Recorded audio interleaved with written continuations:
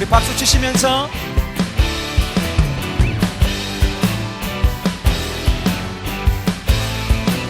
기뻐하며 함께 노래 부르리 소리 높여 할렐루야 부르리 주님 앞에 나와 찬양 드리며 우리 주님과 함께 기뻐하리. 우리 주님은 나의 창조자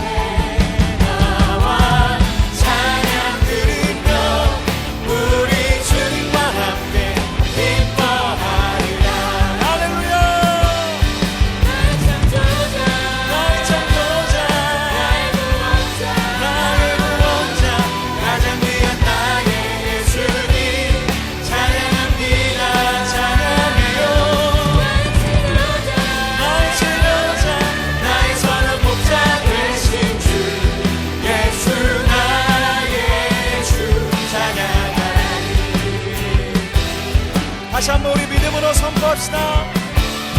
기뻐하며 함께 노래 부르리 소리 높여 할렐루야 부르리 주님 앞에 나와 찬양 드리며 우리 주님과 함께 기뻐하리. 우리 믿음으로 선포합시다. 나의 창조자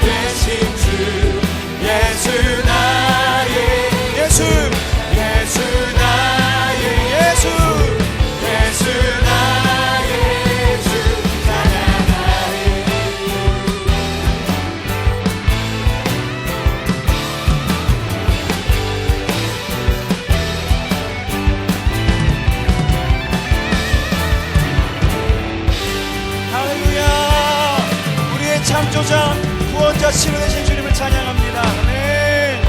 아멘. 아이로 태어나서 할 일도 많다만 이곳 군대 입대하기 위해서 부모님과 헤어졌던 슬픈 기억이 새록새록 떠오릅니다. 이렇게 추운 겨울 훈련소 내에 연무대 교회 저희가 한번 찾아왔습니다. 그럼 훈련소 안으로 한번 들어가 보도록 하겠습니다.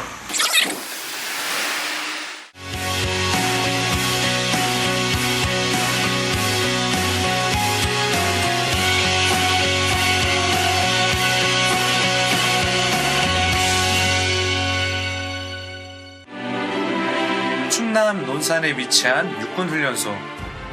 매주 3,500명의 젊은이들이 진짜 사나이로서 첫 발걸음을 내딛습니다. 이때 입소대 교회에서는 장병들의 눈높이에 맞는 예배를 통해 복음을 전하고 있습니다. 연무대 군인교회에서는 5주의 훈련 기간 동안 기독교인이 되고 있습니다. 매년 수천 명의 장병들이 세례를 받으며 기독교인으로서 새로운 삶을 시작하고 있는데요. 매주일 수백 명의 훈련병들이 그리스도를 영접하고 있습니다. 비록 짧은 기간이지만 이런 기적 같은 일이 일어나도록 눈물로 헌신하는 사람들이 있는데요. 육군훈련소와 연무대 군인교회를 만민이 기도하는 아버지의 집으로 세우고 있는 서상국 소장님과 김종천 목사님의 이야기를 들어보겠습니다. 큰 박수로 환영해 주세요.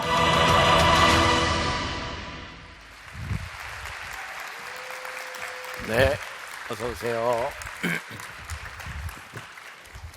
네. 오늘 논산 훈련소 이야기를 좀 하려고 하는데, 우리 뭐 청년들에게는 좀 관심 있는 게 지금 훈련소에 들어와 있는 좀 유명한 친구가 하나 있죠. 이승기? 이승기. 예. 네. 이승기 때문에 몇 좀 사람 더 있는데 제일 유명한 사람이 이승기죠. 얼마 전에 거쳐간 친구가 최시원도 왔다 갔습니다. 네, 뭐 아무튼 제가 지난번에 갔더니 최시원이 들어와 있다고 하는데 청년들은 확실히 그런 데 관심이 많네요. 네, 자기 소개 좀 간단하게 좀 해주시고. 예, 안녕하십니까. 저는 논산에 있는 육군 훈련소에서 온 훈련소장 서상국 안수 집사입니다. 안녕하세요. 예, 저는 그 훈련소 내에 위치하고 있는 연무대 군인교회를 담임하고 있는 군목 김종천 목사입니다. 반갑습니다. 네. 우리 이번 변화산 기도 제목이 Pray on 기도의 불을 켜라라고 되어 있는데, 아마 우리나라의 가장 중요한 핵심적인 곳에 우리들이 기도의 불을 켜야 될 장소가 하나 더 있다는 생각이 들었어요. 바로 논산 훈련소에 있는 연무대 교회입니다. 1, 2, 3부 때는 어른들하고 예배를 드리면서 많이 쫓겨서 갔는데, 오늘은 좀 여유 있게 4부는 이야기를 좀 나눠도 될 것 같고요. 저는 개인적으로 연무대 유치원을 나왔어요. 은진. 우리 아버님이 50년 전 연무대 군목으로 계셨기 때문에 저는 굉장히 또 이제 색다른 또 느낌으로 이렇게 만나게 되는데, 우리 남자 청년들 중에 연무대 훈련소 갔다 온 사람 손 들어보세요. 네, 여러 명 있네요. 네, 고맙습니다. 그때 소장은 참 보기도 힘든 분 아니었어요? 네, 네, 보지도 못했고, 네, 네. 오늘 여자들한테는 논산 훈련소가 조금 더 생소할 수도 있을 것 같아요. 그래서 우리 소장님께 우리 논산 훈련소에 대해서 좀 여쭤보겠습니다. 예. 우리 논산 육군 훈련소는 한국 전쟁이 한참이던 1951년 11월 1일 날 창설됐습니다. 이 연무대라고 하기도 하죠. 연무대라는 뜻은 물을 연마하는 곳이다, 이런 뜻이고요. 연무대라는 명칭을 이승만 대통령님이 직접 지어주셨습니다. 1년에 저희들은요 12만 5천 명을 훈련시켜서 전후방 각 부대로 저희들이 보냅니다. 12만 5천 명이 어떤 숫자냐면은 육군 신병의 거의 절반을 차지하는 그런 숫자가 되고요. 오늘 당장 저희 훈련소 내에는 우리 56만 평의 이 울타리 안에 18,000명이 생활을 하고 있습니다. 18,000명이라 그러면 이제 그 감이 안 잡히실 텐데요. 14,000명이 훈련병이고 4,000명이 이를 훈련시키거나 지원하는 그런 사람들입니다. 한 울타리 안에 일개 군, 도시의 군이죠. 무슨 뭐 고성군이니 2만 명 플러스 마이너스입니다. 근데 한 울타리 안에 18,000명이 있는 부대는 전 세계에 없습니다. 육군 훈련소가 가장 큰 부대고요. 아마 중국도 각 성별로 이 신병 교육대가 있기 때문에 그렇게 많지 않다고 그럽니다. 육군 훈련소는 여러분들 생각하시기에 전 세계에서 가장 큰 부대다, 이렇게 생각하시면 되겠습니다. 지금 1, 2, 3, 4부 예배를 드리는데 아무리 부대가 크다 그래도 놀래지를 않아요. 그래서 이 사람들이 먹는 양을 좀 이야기를 좀 해주셔야 될 것 같아요. 네. 1, 2, 3부 때도 말씀을 드렸는데요. 저희는 이제 새벽부터 막 차들이 왔다 갔다 많이 하죠. 뭐 저녁 늦게까지 전부 많은 차들이 이제 부식하고 식량을 실어 나르는 차들입니다. 18,000명을 먹이려면요 하루에 쌀이 40가마니로 해서 40kg 짜리로 해서 200가마에서 250가마를 저희들이 먹습니다. 그리고 돼지도 국에 들어가는 것만 그 25마리, 소도 4마리 이렇게 하고 있습니다. 아, 지금 먹는 거 얘기를 해야 이렇게 좀 감이 좀 오죠. 근데 오늘은 뭐 이제 부대 얘기를 하려고 하는 게 아니라 좀 교회 이야기를 하려고 하는데, 논산 훈련소에 있는 교회 상황을 좀 목사님 얘기해 주세요. 네. 역시 교회도 굉장히 큽니다. 그래서 우리 오늘 청년들이 굉장히 많은데, 저희 교회도 청년들이 주일날 아침에 한 7,000명, 그리고 저녁에 한 4,000명 이렇게 모여서 예배를 드립니다. 아마 우리 군에서 가장 큰 교회고요. 세계적으로도 아마 이 청년들이 이렇게 많이 모이는 교회로서는 아마 굉장히 큰 교회로 생각이 됩니다. 뭐 이제 청년들이 많이 모이는 군대이기 때문에 뭐 이제 그런 상황인데, 사실은 그거보다 더 중요한 게 그 부대를 통해서 세례를 받는 사람이 굉장히 많죠. 예. 1년에 저희가 이제 세례식을 24번 하는데요. 한 번 세례식 때 보통 한 3,500에서 4,000명 정도 세례를 받습니다. 그래서 작년 기준으로 작년에 1년 동안 세례받은 인원이 74,551명 세례를 받았습니다. 별로들 이렇게 안 놀라시는 것 같은데 74,551명 작년에 세례를 받았고요. 2012년 5월 19일에는 이게 이제 세계 기네스북에 등재가 되었는데, 놀랄 준비하십시오. 단회 1회 최대 인원 9,519명 이 세례를 받은 기록도 있습니다. 예. 네. 근데 제가 한 가지 궁금한 건, 이렇게 교회 주일날 그 군인들이 많이 오고 세례를 많이 받는 게 초코파이 때문은 아닌가? 서장군님 어떻게? 확실하게 말씀드릴 수 있는 거는요, 초코파이 때문은 아닙니다. 분명히 자세한 내용은 우리 목사님이 나눠주기 때문에 목사님이 말씀을 하시죠. 예, 우리 소장님 말씀하신 것처럼 우리 어무대 군인교회에 초코파이 때문에 교회 오는 아이들은 한 명도 없습니다. 왜냐하면 저희는 가나파이를 줍니다. 그래서 초코파이 때문에 교회 오는 아이들은 한 명도 없고요.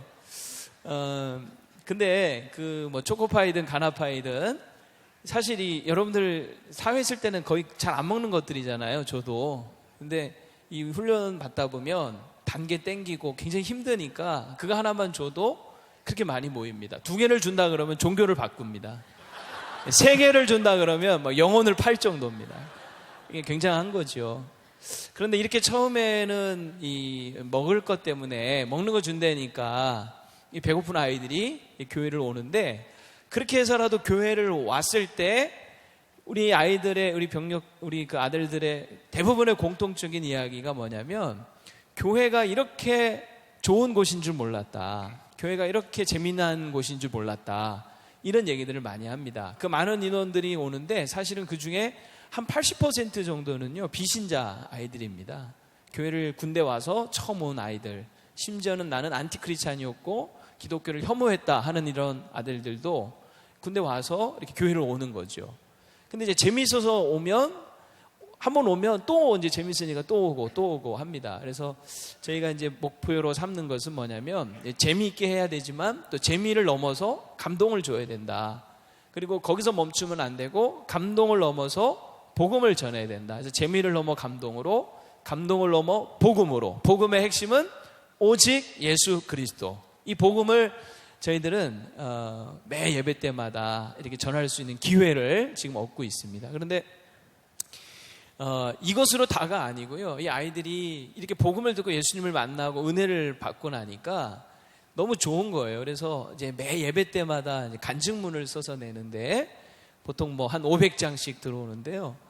우선 그 중에 하나만 제가 좀 소개를 한번 해보면, 이런 내용이 한번 있었어요. 어떤 아들이 훈련 받다가 너무너무 힘드니까 막 포기하고 싶은 순간도 많았는데, 그때마다 교회 와서 위로받고 힘을 얻고, 그래서 다시 이제 훈련을 받고, 그래서 이제 수료까지 잘 하게 된 겁니다. 근데 수료를 앞두고 생각을 해보니까, 야, 내가 이렇게 많은 은혜를 받았는데 뭔가 하나님께 좀 감사하고 싶은 마음이 막 생긴 거예요, 이 아들이. 그래서 하나님께 헌금을 드리고 싶은 마음이 생기는데 돈이 없는 거죠, 훈련병이다 보니까. 그래서 혼자 고민을 하다가 돈은 없지만 내게 있는 가장 소중한 것을 하나님께 드려야 되겠다. 그래서 이 아들이 드린 게 뭐냐면요, 가나파이 하나를 헌금을 했습니다.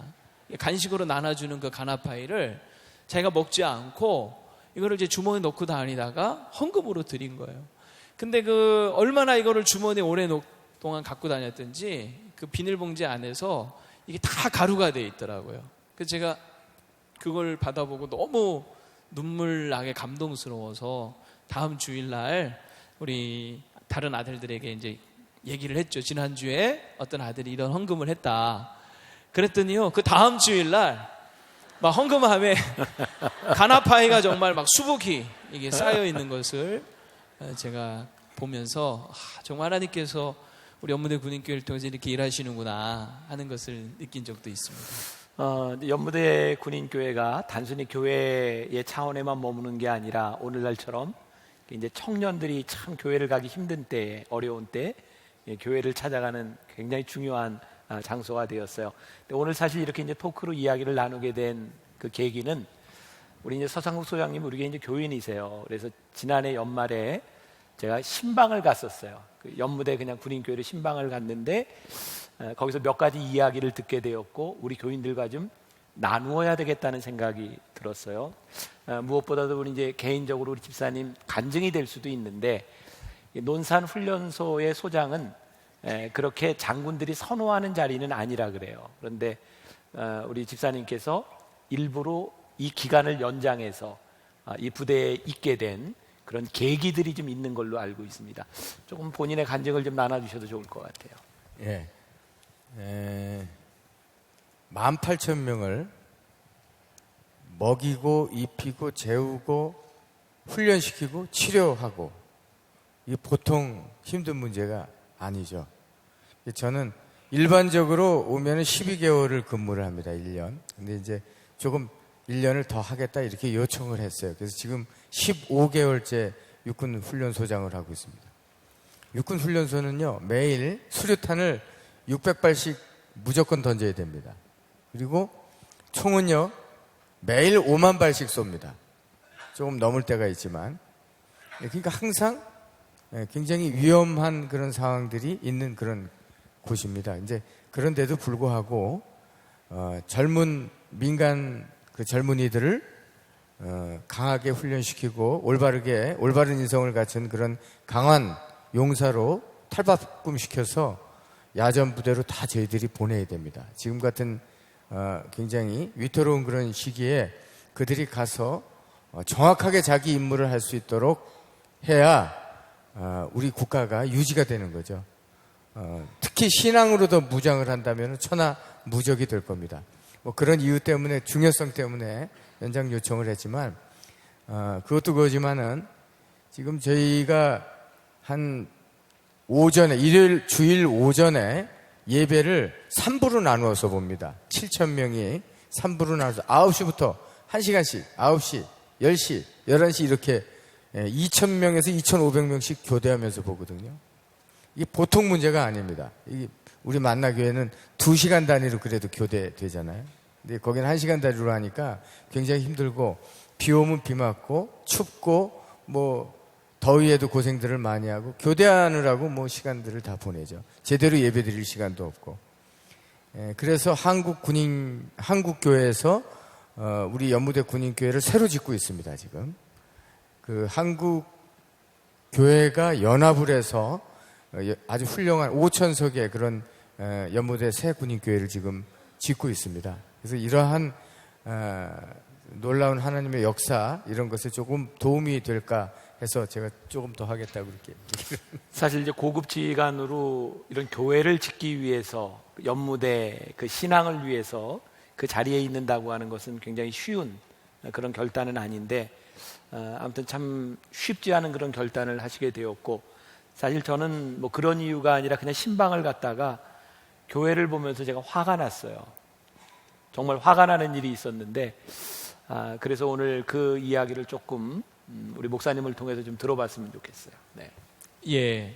목사님 화가 나신 이유가 교회 현실을 보고 아마 그러셨을 것 같은데요. 지금 화면에 나오는 것은 그 성당입니다. 우리 부대 안에 있는 이거는 이제 법당이고요. 이거는 교회입니다. 교회 천장 이게 지금 뜯어져 있는 모습인데 바닥도 이렇게 많이 금이가 있고 성당 이거 지금 태풍에 그 벽돌들이 떨어져 있는 겁니다. 성당 법당은 얼마 전에 새로 2,500석, 3,500석 규모로 잘 졌고요. 그런데 이제 교회는 1987년도에 지었습니다. 그래서 내년이면 이제 30년 되는 건물인데 6,000명, 7,000명이 매주 오는데 실제 수용할 수 있는 인원은 2,000에서 2,500명밖에 안 되는 거죠. 그래서 좁고 또 오래되다 보니까 이게 낙후하고 그래서 이런 현실을 보면서 저도 사실은 우리 아들들한테 너무 미안하고 또 죄스럽기도 하고 막 그럽니다. 때로는 이 현실이 빨리 개선돼야 되겠다는 간절한 기도도 있고요. 아마 목사님 그래서 좀 이 교회 현실을 보시면서 그런 마음을 가지셨던 것 같은데 그리고 이제 그거보다도 저는 이렇게 가서 보니까 군교회가 그렇잖아요. 교회하고 성당하고 법당하고 같이 있어요. 근데 교회가 너무 초라한 거야. 그리고 아까 이야기하셨지만 나는 이번에 처음 알았는데 초코파이가 가나파이보다 비싸다고요. 근데 성당은 초코파이를 준대요. 그런데 성당에는 주일날 한 2,000명 정도가 미사를 드리고 법당은 말할 수는 없지만 뭐 더 청년들이 좋아하는 뭔가를 한대요. 근데 한 2,500명 정도가 뭐라 그러죠? 법회를 해요. 근데 교회는 가나파이를 주는데도 7,000명이 오는 거예요. 그러니까 사실은 지금 우리나라와 같은 상황에서 젊은이들에게 복음을 전할 수 있는 가장 좋은 기회인데 그것을 살리지 못한다는 거에 대해서 제가 마음이 너무 안 좋더라고요. 계속해서 얘기해 주세요. 예, 맞습니다, 목사님. 그래서 이 청년들에게 복음을 전할 수 있는 또 그들이 들을 수 있는 어쩌면 절호의 기회인데 그 기회조차도 이런 환경적인 문제가 해결되지 않아서 제한된다는 것이 참 가슴 아픈 일이고요. 그런 면에서 지금 새해배당 건축이 작년 8월 24일 날 착공을 해서 진행 중에 있습니다. 이 일을 위해 우리 한국교회가 협력을 하고 있고 또 우리 만나교회에서 또 이렇게 오늘 저희들 초청해 주셔서 함께 같은 마음을 품어주시니까 저희로서 너무 힘이 되고 감사합니다. 제가 오늘 청년들과 함께 이런 이야기를 나누는 이유는 여러분들이 돈을 많이 버는 사람도 아니에요. 제가 이 건축을 위해서 특별 헌금을 할 것도 아니에요. 그리고 이 교회는 우리 교회를 짓자는 것도 아니고 우리 교회와 상관도 없는 거예요. 그런데 이번 변화산 일주일을 지나는 동안 특별히 헌금하는 시간은 없지만 여러분들의 세대와 여러분들이 지나왔던 교회 그리고 앞으로 여러분들이 남편 될 사람들이 어딘가에서 세례를 받고 올 수 있다고 하는 것은 우리들이 생각하지 못하는 무한한 가능성이라고 생각해요. 그래서 우리는 보이지 않는 곳에 심는 사람이 되었으면 좋겠어요. 그래서 이번 변화산 기간 중에 여러분들 학생도 있고 이제 직장인들이 있고 여러분들이 돈 있는 사람들이 아니에요. 그러나 여러분들이 보이지 않는 곳에 여러분들이 좀 심었으면 좋겠다는 생각이 들어요. 그래서 이번 변화산에 모아진 헌금을 우리가 건축 헌금으로 좀 보내려고 하는 거고 여러분들이 함께 기도하는 시간을 가졌으면 좋겠다는 생각이 듭니다. 우리 집사님하고 목사님 마지막으로 한마디씩 또 하실 말씀. 예. 먼저 두 가지 희소식을 먼저 드리겠습니다. 첫 번째는 육군훈련소에는요 기압이라는 게 없습니다. 기압. 기압 안 믿어지시나요? 기압이 뭔지는 아시죠? 예, 군대 가면 기압 받는다 그러는데 실제로 기압이 육군훈련소에 없습니다. 사람을 기압으로 변화시킨다 불가능합니다. 지금 세상은 그렇지가 않거든요. 그러니까 마음 편하게 오시기 바라고요. 두 번째, 제가 단언하건대 이 자리에서 예배 드리고 있는 앞으로 육군훈련소에 올 그런 젊은 분들에게는 제가 들어와서 두 번의 집으로 전화 걸 수 있는 권리를 주겠습니다.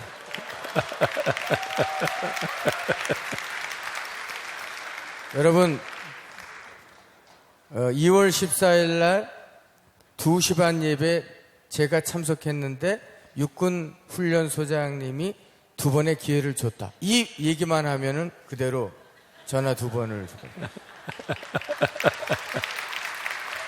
전화가 어떤 의미가 있느냐? 훈련병에게 2주 지나고 3주 지났을 때 너 전화 포상을 받을래? 50만 원을 포상금으로 받을래? 뭐라 그러겠습니까? 전화 포상 받겠다. 예, 지금 집은 어떻게 돼 있는지, 어머니가 아버지가 나를 걱정하고 있는지, 또 뭐 여자친구나 이런 사람들이 제대로 있는지, 친구들이 제대로 예, 세상하고 한 2, 3주 단절하고 나면요 완전히 그런 상태가 됩니다. 전화가 굉장히 간절하거든요. 그래서 2번의 기회를 주는 것은 대략 금전적으로 한 사람은 좀 뭐합니다만 한 100만 원 정도의 가치가 있다. 그렇게 보고요. 꼭 약속을 제가 지킬 겁니다.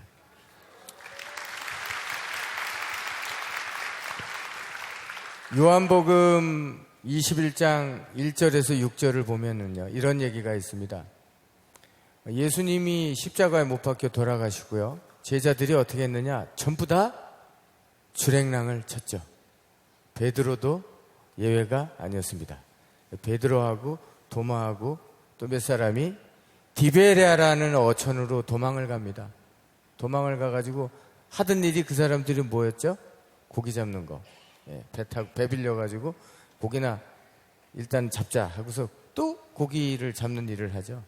근데 어느 날 한 마리도 못 잡았습니다. 옛날에 예수님을 만났을 때처럼 갈릴리에서. 그런데 어떤 사람이 바닷가에서 반대편으로 금을 던져라 그러니까 반대편으로 던지니까요 완전히 찢어질 듯 고기들이 잡혔죠. 베드로가 놀랬죠. 예수님께서 돌아가셨는데 다시 부활해서 나타난 겁니다. 나타나신 거예요. 예수님은 뭐라고 그러시냐면은 고기 잡지 말고 사람을 낚는 어부가 되라 이렇게 말씀을 하신 거예요. 우리 육군 훈련소는요 베드로가 그물을 던졌던 그런 깊은 바다입니다. 엄청난 고기들이 많은데 배가 작고 그물이 낡아서 잘 잡을 수가 없어요. 그래서 한국교회가 연합해서 새 배와 새 그물을 지금 마련하고 있는 겁니다. 새 예배당을 짓고 있는 거죠. 여러분들의 기도가 절실히 필요합니다. 기도를 하면요 다 하나님께서 들어주시죠. 예배당 새 성전을 짓는 것은요 돈으로 짓는 게 아닙니다. 그것은 예배와 기도로 지어지는 거거든요. 그래서 이번에 이제 여러분들이 새벽 기도회를 시작을 합니다마는 저희 그 기도 내용 중에서 저희 연무대 군인교회를 위한 그런 내용들이 꼭 들어갔으면 좋겠고요. 앞으로 이 연무대 군인교회를 통해서 대한민국에 작년에 7만 5천 명이었습니다마는 더 많은 젊은이들이 그 속에서 하나님을 만나고 세례를 받아서 전역 후에도 대한민국의 각지로 다 흩어져서 하나님을 경배하는 삶을 살게 될 것이고 어떤 사람들은 또 전 세계로 곳곳으로 또 퍼져나갈 것입니다. 예, 이런 것들을 위해서도 여러분들 기도해 주시기 바랍니다. 감사합니다. 예, 저도 희소식 한 가지 여러분 약속하겠습니다. 여러분 훈련소로 오셨을 때 만나교회 청년입니다 하면 제가 무조건 가나파이 한 꽉씩 드리겠습니다. 예, 별로 박수가 없으신데 이 가나파이는 돈으로 환산하면 예, 이건 와서 보시면 압니다. 예, 아무튼 만나교회 청년입니다 그러면요 제가 무조건 챙겨드릴 테니까 여러분 걱정하지 마시고 오시고요. 아무쪼록 기도의 불을 켜실 때 우리 연무대 군인교회를 위해서도 꼭 기도해 주시면 감사합니다. 초청해 주신 목사님 감사드립니다. 네, 고맙습니다.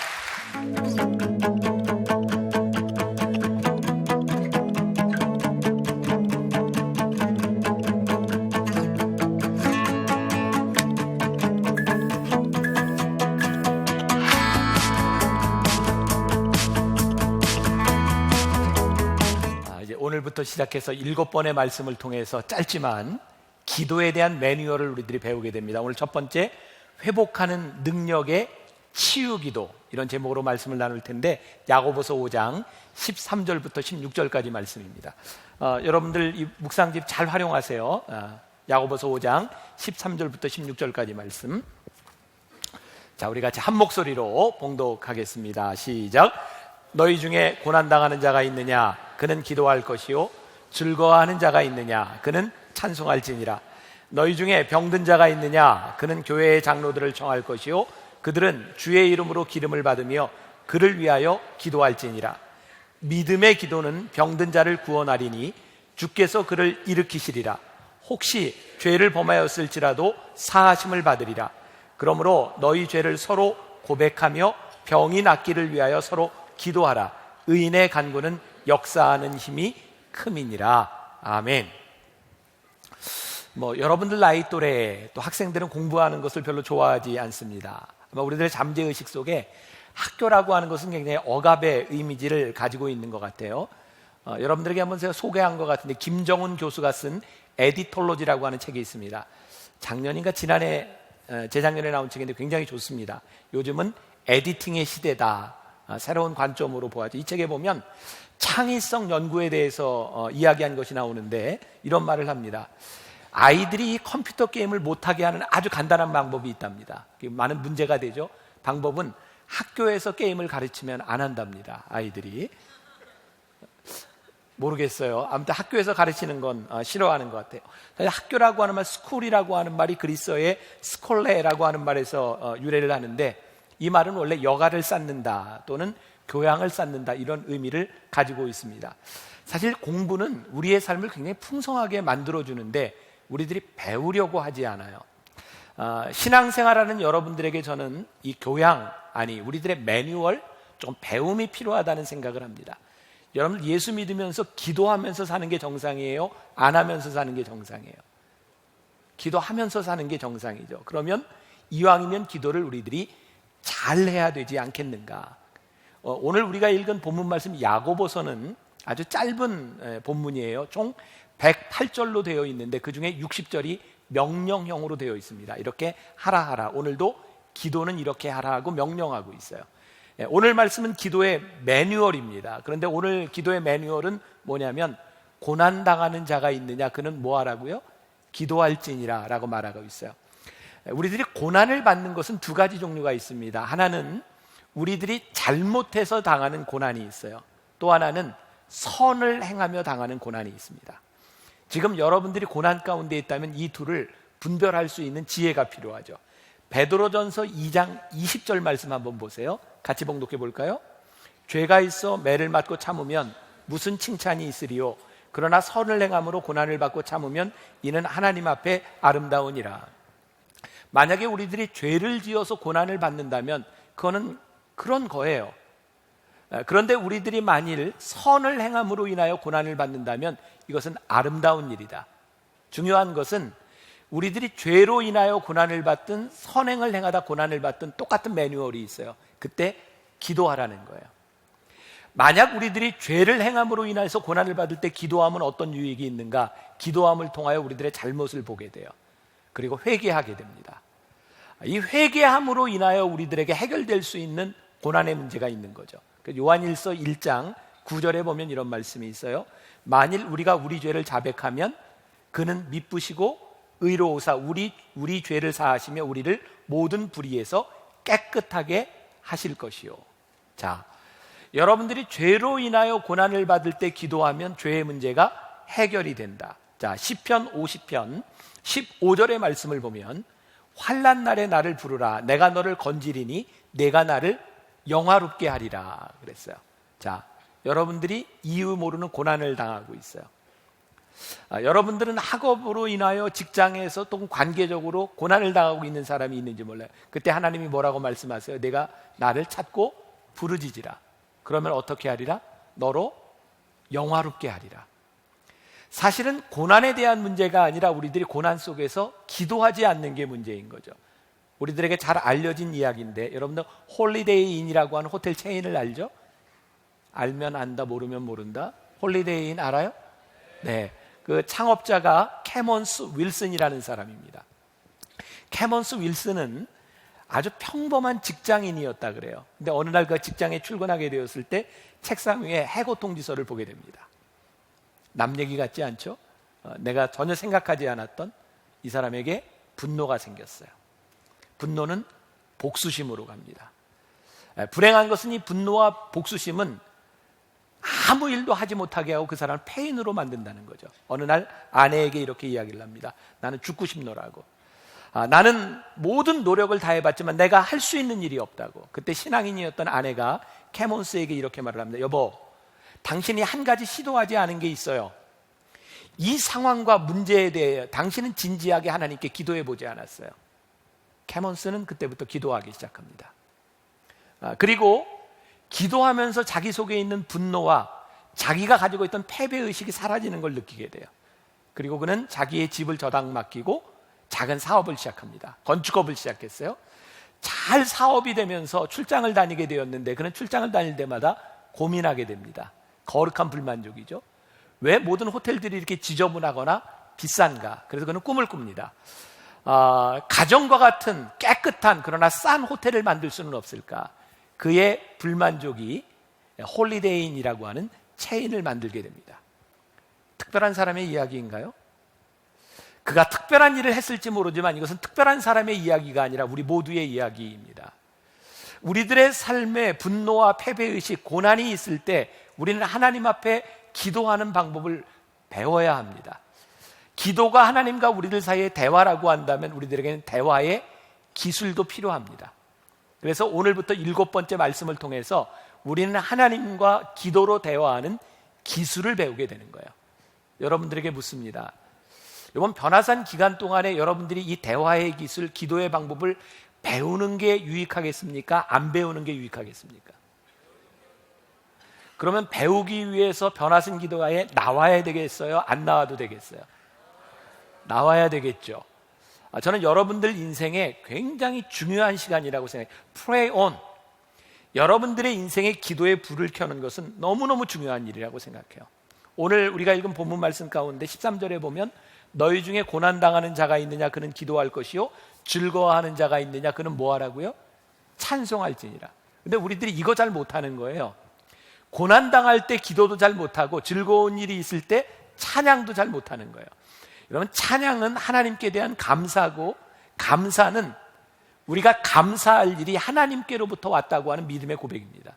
아마 우리 청년들 가운데도 내 문자 메시지를 개인적으로 받은 사람이 있을 겁니다. 나는 여러분들 상황을 다 몰라요. 그래서 여러분들 중에 이 감사 헌금 가운데 특별히 여러분들의 인생에 특별한 일들을 이렇게 기록해서 내는 사람들이 있어요. 뭐 대학에 합격을 했든 좋은 직장에 취직을 했든 승진을 했든 어떤 사람들이 이런 걸 참 유치하다고 이야기를 합니다. 뭐 그런 것까지 해야 되는가? 근데 저는 이것이 헌금 돈에 대한 문제가 아니라 그 제목들을 보면서 이런 생각을 하는 거예요. 그의 인생에 있어서 그의 삶의 족족 가운데 이루어진 것을 감사하며 이것이 하나님께로부터 온 것을 고백하고 있구나. 이 감사가 놀라운 고백, 믿음의 고백이구나. 여러분, 찬양과 감사는요, 우리의 인생을 바꾸어 놓는 놀라운 능력이 있어요. 사도행전 16장 25절과 26절 말씀 보세요. 같이 읽어볼까요? 한밤중에 바울과 실라가 기도하고 하나님을 찬송하며 죄수들이 듣더라. 이에 갑자기 큰 지진이 나서 옥토가 움직이고 문이 다 열리며 모든 사람의 매인 것이 다 벗어진지라. 바울과 실라가 감옥에 있는 상황이에요. 고난 가운데 있죠. 기도했어요. 그리고 그들이 찬송을 했어요. 근데 죄수들이, 그 간수들이 그걸 들은 거예요. 문제는 그들이 기도하고 찬송할 때에 그들을 가두고 있었던 옥토가 흔들렸어요. 그를 메고 있던 체인이 끊어졌어요. 저는 오늘 여러분들과 함께 그런 환상을 보는 거예요. 하나님, 우리 사랑하는 청년들이 변화산 기도회 때 우리들의 고난의 문제와 우리들의 삶의 문제를 놓고 기도하고 찬양할 때에 우리의 인생이 흔들어지는, 우리의 터전이 흔들어지는 이 체험, 우리를 얽매이고 있는 어둠의 권세들이 풀려지는 체험, 우리의 인생의 이 감사의 고백들이 이 악한 영들이 듣는 체험, 오늘 본문을 통해 말씀하고 있는 고난당하는 자가 있느냐, 병든 자가 있느냐, 인생을 비관하는 자가 있느냐? 너희들이 기도할지니라. 우리들이 기도할 수 있는 이유, 사람들은 고난이 끝이라고 생각할 때 우리는 고난에서부터 소망의 주님을 바라보는 거예요. 우리들에게 이 소망의 주님을 바라볼 수 있는 믿음이 없다면 우리는 너무너무 불행한 사람이죠. 여러분, 글래디에이터라고 하는 영화 알죠? 검투장에서 싸워요. 싸우는데 이렇게 싸우면서 죽일 수도 있지만 죽음의 순간에 승리자들이 황제를 쳐다보잖아요. 황제가 엄지손가락을 이렇게 들고 딱 내리면 죽이는 거예요. 세우면 삽니다. 사람들은 황제의 손가락 하나에 두려움을 떱니다. 그런데요, 그 옛날 로마 시대의 검투장에서 황제가 손을 꺾어도 두려워하지 않는 사람들이 있었어요. 누구였을까요? 크리스찬들이었어요. 손을 꺾어서 모두가 두려워할 순간에 두려워하지 않는 부활의 소망을 가지고 있는 크리스찬들을 바라보는 사람들이 두려워했어요. 여러분, 이 세상을 살아가며 여러분들이 고난 가운데 두려워하지 않는다는 것, 죽음 가운데 소망을 본다고 하는 것이 이 세상을 두렵게 할 수 있는 일이라고 하는 사실, 우리가 믿음의 특권을 누린다고 하는 것이 얼마나 위대한 일인지 몰라요. 아마 여러분들 세대일 것 같아요. 여러분들 어렸을 때 디지몽이라고 하는 거 가지고 놀던 거 기억나요? 디지몽, 그 배터리 넣고 이렇게 디지몽 키우는 거죠. 이렇게 점점. 그거 기억나요? 우리 애들이 어렸을 때 초등학교 1, 2학년 때쯤일 것 같아요. 아들 하나 딸 하나 있는데 제가 밝힐 수는 없어요. 누구라고 밝힐 수는 없는데 아침에 일어났는데 이놈 둘이 싸우는 거예요. 싸우는 이유가 아무튼 한 놈의 디지몽이 죽었어요. 건전지가 다 돼서. 근데 한 놈이 몰래 건전지를 빼다 자기 거에 넣은 거예요. 그러니까 한 놈은 살았고 한 놈은 죽었는데 이게 누구 거냐를 가지고 막 싸우는 거예요. 아빠인 내가 볼 때 그 어린애를 보면서 너무너무 우스운 거예요. 아니, 이 디지몽이 죽었다고 싸울 일이 아니잖아. 건전지 하나 갖다 끼면 되는데. 그런데 아이들은 이 디지몽 죽은 거 가지고 싸우고 있는 거예요. 나는 말씀을 준비하다 그런 생각을 했어요. 우리들이 고난의 문제를 가지고, 우리들의 죽음의 문제를 가지고 싸우는 모습을 바라보면 하나님이 참 답답하시겠다. 야, 이놈아, 건전지 하나만 바꿔 껴도 살아나는데 너를 지으신 여호와께서 너를 다시 짓지 못하시겠느냐? 우리를 향한 하나님의 계획을 가지고 계시는데 우리들이 그것을 보지 못하고 싸우고 절망하고 있다면 하나님의 마음이 얼마나 아프시겠는가? 어떤 청년이 목사님에게 상담을 요청했대요. 목사님, 저 더 이상 살아갈 의욕이 없습니다. 저 사업에 실패했고요, 재산도 다 잃었고요, 가족들도 나를 떠나고 친구들도 나를 떠났습니다. 그때 목사님이 청년에게 물었답니다. 여보게, 자네는 죄사함의 은총을 잃어버렸나? 영생을 잃어버렸나?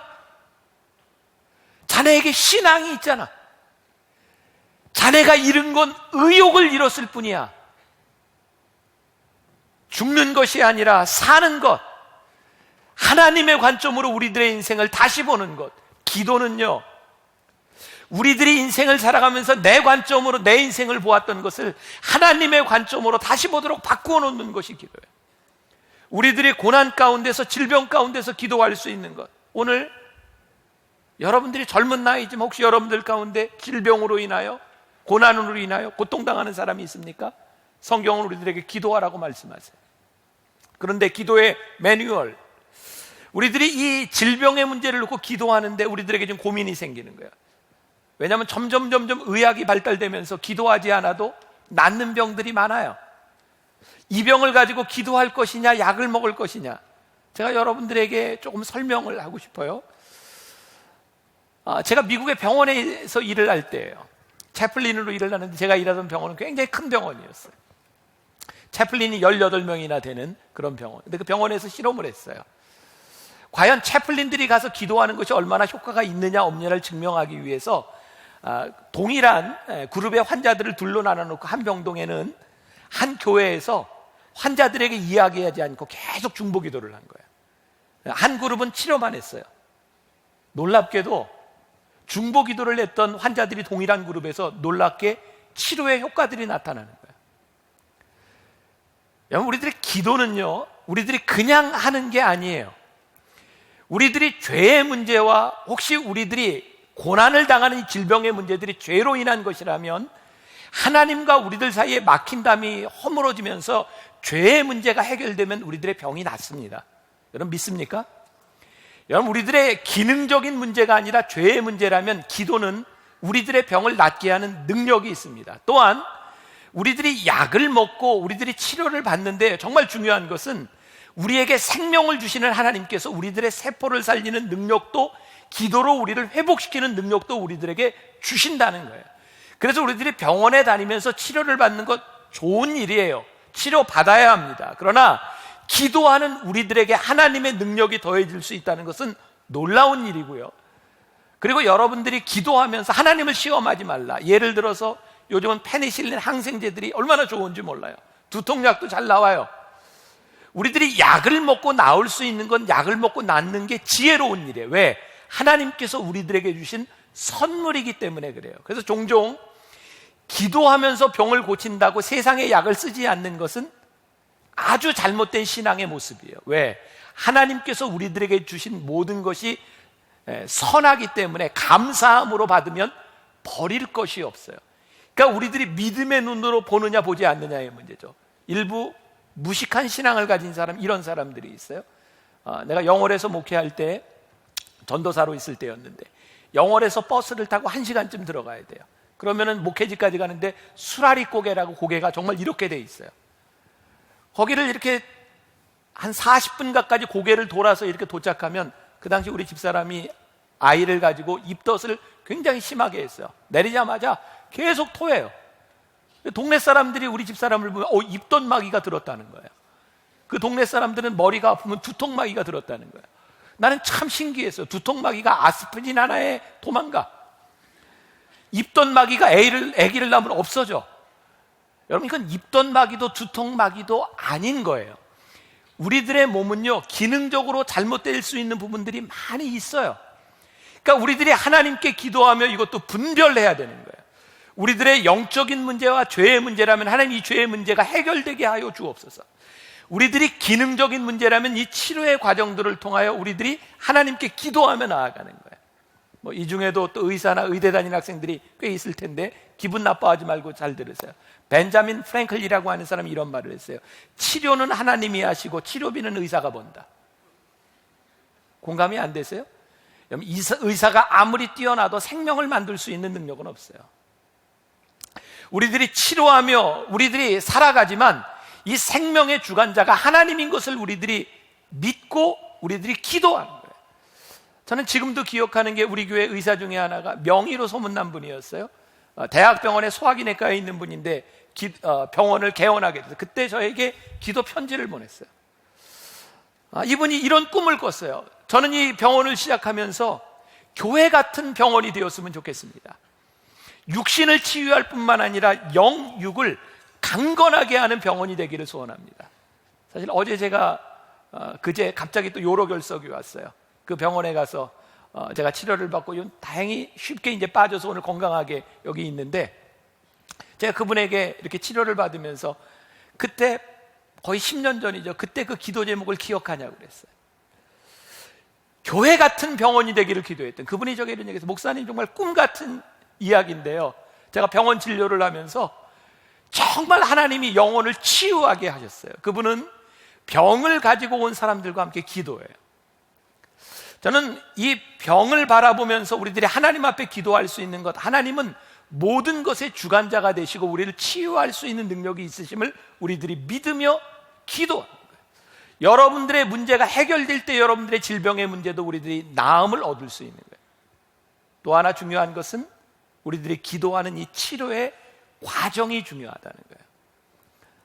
여러분 젊은 사람들에게 이런 얘기해서 참 미안한데 빌립보서 1장 21절에 보면 죽는 것도 유익합니다 라는 말이 있어요. 여러분 정말 여러분들의 죽는 것도 유익할 수 있어요? 여러분 우리들의 삶이 유익하다면 우리의 죽음도 유익할 수 있어야 합니다. 젊은 여러분들에게 죽음을 이야기하는 것이 미안하지만 여러분들은 지금도 죽음을 향해 달려가고 있어요. 어제 신문에 조선일보에 원주희 목사님이라고 하는 분에 대한 그 Y라고 하는 면에 큰 기사가 실렸어요. 우리나라 호스피스 운동을 시작한 아주 귀한 분이죠. 그분이 그런 얘기합니다. 약사 출신인데 오늘날 기독교를 망쳐놓은 것 중에 하나가 뭐냐면 교회에서 웰비잉만을 가리킨다는 거예요. 예수 믿고 잘 사는 법. 근데 사실 우리가 가르쳐야 될 것 중에 하나가 웰다잉이라는 거예요. 우리가 예수를 믿고 잘 사는 것으로 끝나는 것이 아니라 잘 죽을 수 있어야 된다는 거예요. 여러분, 우리들이 잘 죽는다고 하는 것은 무엇일까요? 끝까지 우리의 믿음을 지키며 하나님과 동행하는 거죠. 여러분, 치료의 과정이 왜 소중한지 아세요? 여러분들이 질병과 여러분들의 고난의 문제를 놓고 여러분들이 기도하는 게 왜 중요한지 아세요? 고난과 질병 가운데서 우리들이 하나님과의 친밀한 관계가 시작되기 때문이에요. 여러분, 가만히 생각해 보세요. 여러분들에게 고난과 질병과 여러분들의 문제가 없다면 여러분들이 하나님 앞에 정말 간절하게 기도할 수 있을까요? 그래서 성경의 기자는 고난이 우리들에게 유익하다는 거예요. 너희들이 환난을 당하나 기뻐하라는 거예요. 왜? 하나님께서 우리들에게 유익을 주시기 때문이에요. 그리고 질병 가운데 우리들이 하나님과 함께 이 과정을 지나가며 우리들의 삶의 패턴이 바뀌어요. 여러분, 생각해 보세요. 여러분들이 지금 아픈데 여러분들의 질병을 치유하는 과정 가운데서 여러분들의 잘못된 습관이 고쳐져요. 여러분들이 기도하고 하나님과 동행하며 여러분들이 절제할 수 있는 사람이 돼요. 여러분들 바로 병이 나왔지만 고쳐지지 않는 여러분들의 습관과 잘못된 삶의 방식들은 또 다른 질병으로 우리를 인도해요. 그래서 우리가 하나님과 함께 이 질병의 시간들을 지나가며 기도하며 치료의 능력을 경험하는 이 과정들이 우리들에게 너무너무 소중한 시간들이에요. 그래서 혹시 여러분들 가운데 질병의 문제를 가지고 고통당하는 사람이 있다면 이번 기도의 매뉴얼을 통해서 하나님과 함께 동행하며 여러분들의 삶이 교정돼 나가야 돼요. 여러분들 중에 오래 만나교회를 다닌 사람들은 내가 굉장히 아팠던 때를 기억하는지 모르겠어요. 벌써 이제 그게 8년, 9년 지나간 일이에요. 정말 나에게 한꺼번에 찾아왔던 병이 공황장애, 우울증, 수면장애, 너무너무 아팠거든요. 내가 해결할 수 없는 문제들이었고 아무리 병원을 가도 쉽게 고쳐지지 않는 문제였어요. 나는 그 시간을 지나면서 나는 자살하는 사람의 마음을 심정적으로 이해했던 사람이에요. 너무너무 힘들구나. 살아있는 게 이렇게 힘든 건지 몰랐어요. 너무 고통스러웠어요.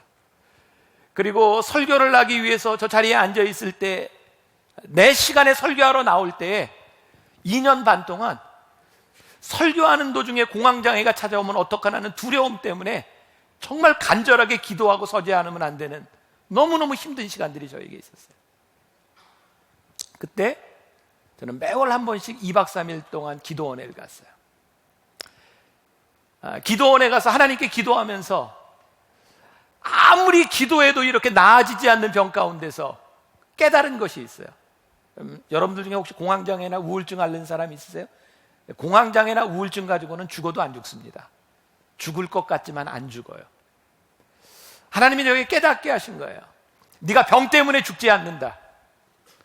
그리고 하나님께 기도하기 시작했어요. 하나님, 제가 목숨이 붙어있는 한, 제가 사명이 있는 한 하나님께서 저를 붙잡아 주실 줄 믿습니다. 그것은 내 능력을 떠나간 부분이지만 하나님이 나를 쓰실 때까지 쓰실 것을 저는 믿습니다. 그리고 열심히 치료받기 시작했어요. 제가 정신과에도 다니면서 약을 먹고, 그리고 저에게 찾아온 문제가 정신적인 문제가 아니라 너무 많은 과로와 제 육신적인 문제로 호르몬 계통에 자율신경 계통이 무너지면서 저에게 찾아온 질병이라고는 깨닫기 시작하면서 살도 빼고 운동도 해야 되겠다고 생각했어요. 그래서 그때 몇 달 동안 운동하면서 16kg를 뺐어요. 운동하고 단식하고 열흘 동안 생으로 굶었어요. 살 빼는 거 쉽더라고요. 굶으니까 빠지더라고요. 그리고 빠진 걸 유지하는 것도 간단하더라고요. 운동하니까 되더라고요. 내가 재작년에 4번이나 병원에 입원하면서 운동을 못해 살이 조금 붙었지만 제가 이 몸을 살을 빼고 잘 유지하고 있어요. 그러나 내가 분명히 아는 게 있어요. 내가 노력한다고 되는 것은 아니에요. 하나님이 지켜주셔야 돼요. 그러나 내가 하나님 앞에서 할 수 있는 건 해야 돼요. 그리고 저에게는 소원이 있어요. 하나님, 제가 목회를 하는 동안, 제가 이왕이면 하나님께 쓰임받는 동안 건강하게 쓰임받고 싶습니다. 제 삶의 습관도 바꿨어요. 열심히 운동해요. 왜? 나는 좋은 사역자가 되고 싶으니까. 제 삶에 있어서 가장 아팠던 힘들었던 몇 년의 시간은 나를 교정하는 시간이 되었어요. 아, 이 시간이 내 삶에 너무너무 유익한 시간이었구나. 오늘 여러분들에게 제가 도전하는 겁니다. 사랑하는 여러분, 여러분들이 변화산에 오르며 여러분들이 치료해야 될 질병에 대한 문제와 고난에 대한 문제가 있다면 여러분들이 기도하는 이 과정이 얼마나 소중한지를 아세요. 그리고 이 과정을 통하여 하나님과 친밀하게 됨과 동시에 여러분들의 삶을 교정시킬 수 있는 것이 여러분들에게 얼마나 큰 축복인지를 알아야 돼요. 그리고 여러분들이 믿음으로 고백할 수 있어야 돼요. 하나님, 나를 부르셔서 나에게 사명을 주셨으면 사명이 끝나는 난 나는 죽지 않습니다. 내가 죽을 때는 내 사명이 끝난 줄 믿습니다. 담대하게 살아갈 수 있는 믿음이 우리들에게 있어야 돼요. 죽음이 우리를 두렵게 하지 않을 때 세상이 여러분들을 두려워하게 될 것이에요. 이것이 믿음이고 우리들이 믿음을 가지고 변화산에 오르려고 하는 이유입니다.